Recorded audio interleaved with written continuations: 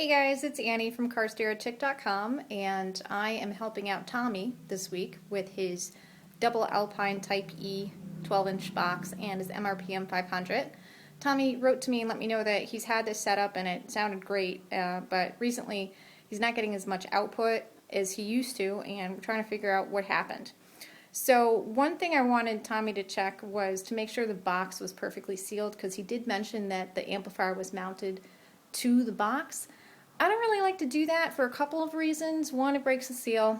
Usually not a big deal. Usually the screw is enough to, keep everything sealed up.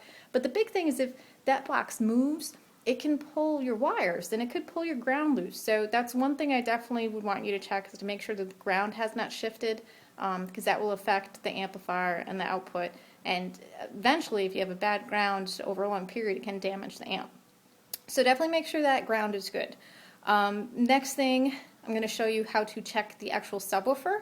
So you'll need a voltmeter or multimeter, and I'm going to show you how to just kind of feel the subwoofer to make sure there's nothing wrong with the actual voice coil. I'm going to flip the camera around and show you guys what I'm talking about. So we have our double Type B package right here, and what you can do to test to make sure there's not an air leak and also to make sure the voice coil is good is you're just going to put your hand on the face of it with your fingertips spread wide and even pressure and press in. You shouldn't hear any air leaking out. If you do, then find the source of it and seal the box.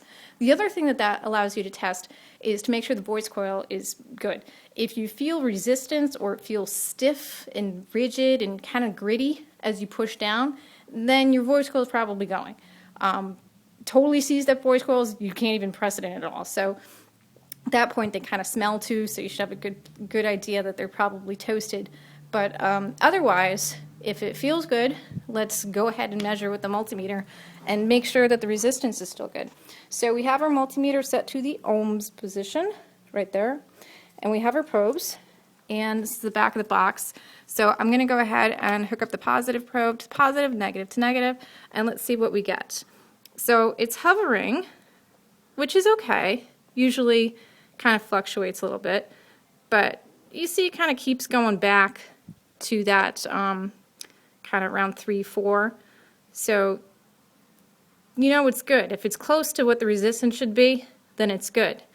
When you see readings that either 0, then it's shot, there's nothing going around, or maybe it's going to stay around 136 and then it jumps down to 2, but you saw that it kind of evened out and settled around 3, which means it's good. It's a 4 ohm sub, so that sub is fine.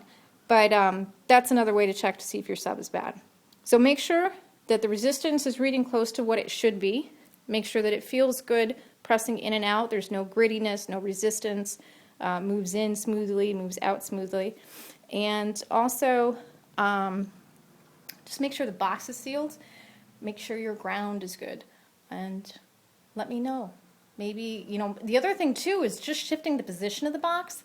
That'll make a difference too in the sound quality. So if you recently moved the box, move it back to where it was. It could be something as stupid as that, So I hope that helps.